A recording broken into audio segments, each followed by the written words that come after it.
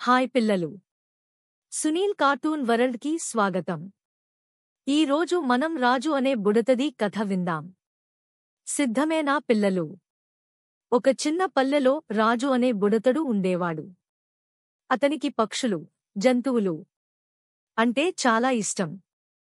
ఒకరోజు రాజు పొలంలో ఆడుకుంటూ ఉంటే ఒక చిన్న చిలుక వలలో చిక్కుకుని చాలా బాధపడుతోంది.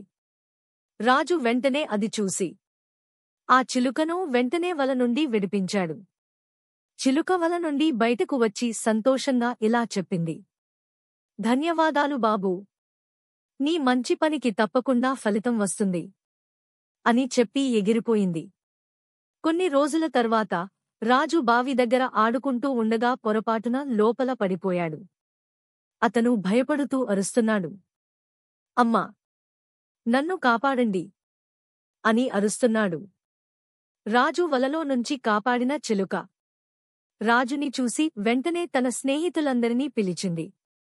వెంటనే ఆ పక్షులన్నీ కలిసి ఒక తాడు తెచ్చి గ్రామస్తుల దృష్టిని ఆకర్షించాయి. వెంటనే అది గమనించిన గ్రామస్తులు వచ్చి తాడుతో రాజును బయటికి లాగారు. రాజు చాలా సంతోషపడి ఇలా చెప్పాడు, ఆహా, నిజం, మనసారా సహాయం చేస్తే అది తిరిగి మనకే మేలు చేస్తుంది అని. పిల్లలు, ఈ కథలో మనం తెలుసుకోవాల్సిన నీతి ఏంటంటే, ఎవరికి సహాయం చేసినా ఆ సహాయం ఎప్పుడో ఒకప్పుడు మన దగ్గరికి తిరిగి వస్తుంది.